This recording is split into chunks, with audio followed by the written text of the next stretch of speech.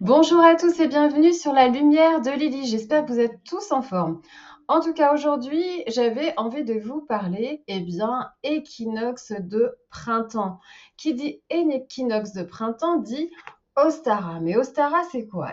C'est une célébration en l'honneur du retour du printemps et de la lumière. La déesse enveloppe la terre de fertilité et le dieu gagne en maturité. C'est également le moment du réveil du jeune dieu Soleil. On célèbre Ostara le jour de l'équinoxe de printemps, lorsque le jour et la nuit sont égaux. Ce jour, l'équinoxe, est considéré comme le point culminant de la saison printanière, quand la vie s'éveille dans toutes les directions. Comme Lord d'Imbolc, Ostara est un festival de l'aube et de la vie croissante. Les forces de l'énergie masculine et féminine sont de niveau égal à ce moment, ce qui fait que les yeux se cherchent, le corps s'appelle, les animaux commencent à s'accoupler. On sème dans les champs. C'est également le bon moment de reconstituer ou de nettoyer son jardin et de planter aussi des plantes magiques. Les rituels d'Ostara célèbrent la vie renouvelée sous plusieurs formes.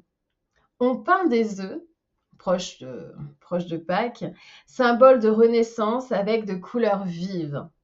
La symbolique de l'œuf est très importante. Outre le fait que de lui vient la naissance, l'œuf est souvent une représentation de la puissance de la lumière. Ainsi, il apparaît comme un des symboles de la rénovation périodique de la nature. Ce qui me fait penser à une très belle toile de Dali.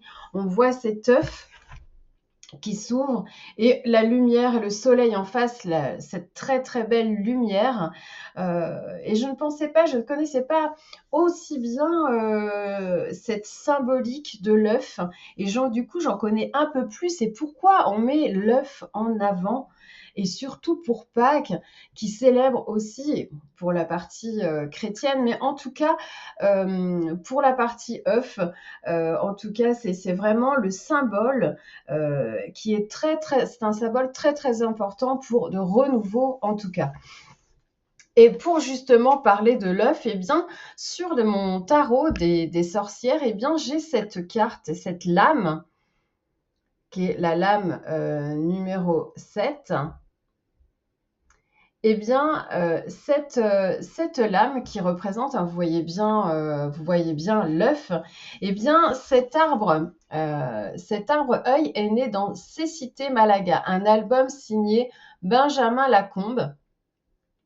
Après une chute, l'héroïne, une funambule aveugle pour la petite histoire, replonge dans des souvenirs traumatiques et retrouve la vue.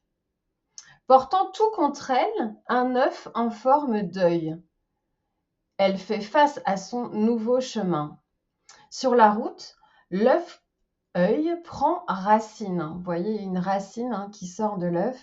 Il devient arbre. Cécité peut passer des ténèbres à la lumière. Son portrait. L'arbre-œil est un végétal qui plonge ses racines dans la chair, dans l'humain. Il élève ses branches, encore fragiles vers le ciel, faisant éclore quelques feuilles. Je ne sais pas si vous le voyez bien. Pas évident. Ah ouais, là, impeccable. Vous voyez, il y a des légères petites feuilles, bien plantées au milieu du chemin. Arborant le médaillon des parents de l'héroïne, il trace la voie. Les souvenirs que l'on affronte n'entravent pas la route. Alors, cette lame, plantée sur la conscience du cosmos, l'arbre-œil ouvre la route. On peut voir. Il se déploie, signe à la fois de la conquête du monde et de ta propre destinée. Cette lame coupée en deux entre ciel et terre porte une notion de choix. Et les deux traces bleutées que vous voyez qui marquent le chemin t'engagent à les suivre, à aller de l'avant. On voit bien que ça nous emmène vers en tout cas, la lumière. La route est ouverte, mets tes talents en avant, nous dit cette carte. Un voyage s'annonce peut-être. Ou l'avancée d'un projet associatif, pourquoi pas. Donc, en tout cas, ne crains pas les méandres du chemin. Ils t'apporteront des expériences. De toute façon, toute expérience est bonne à prendre. Mais ne fonce pas à toute allure. Trouve ton propre rythme. On n'est pas tous faits pareil. Et ces traces d'eau, donc dans un paysage de terre, son reflet, les nuages, lien entre le sol et le ciel, qu'importe si les rails ne sont pas tout à fait droits, parallèles, si la route est ouverte sur un horizon encore flou, le ciel, lui, jonché de nuages dans une palette de gris et de jaune doré s'ouvre sur la lumière. Et vous pouvez le constater, donc cette lame, qui est la lame numéro 7, eh bien, la lame de l'arbre œil porte le chiffre 7, celui du chariot. C'est un chiffre magique, celui de la perfection, de la transformation positive. Il est le chiffre de la chance, en tout cas, de la création.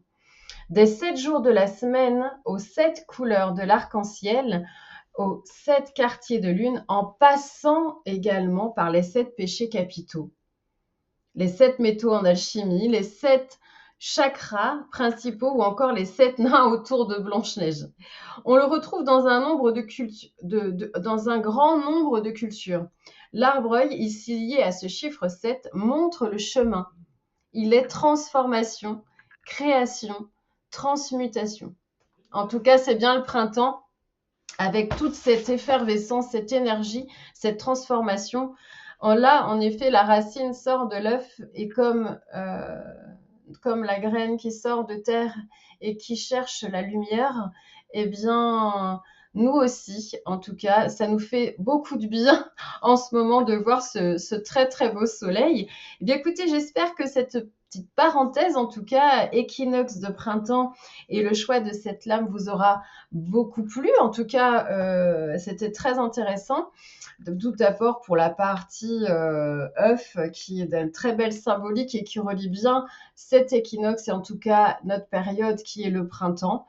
Et pour la notion aussi de Ostara, pour ceux qui ne connaissaient pas, qui est une célébration en l'honneur du retour du printemps. Voilà, écoutez, j'espère que ce petit cette vidéo vous aura beaucoup plu. Et puis, j'essaierai de faire un petit tirage de l'oracle, l'oracle des fleurs. Je ferai le petit tirage, demain, je vais pouvoir le faire tranquille, pour voir ce que nous annonce l'énergie pour ce printemps, pourquoi pas. En tout cas, en attendant le tirage pour l'énergie d'avril, eh bien, je vous ferai celui-ci demain en petite vidéo. Donc, n'hésitez pas. Encore une vidéo pour demain. En tout cas, je vous embrasse tous et je vous souhaite une très, très belle soirée. À plus tard.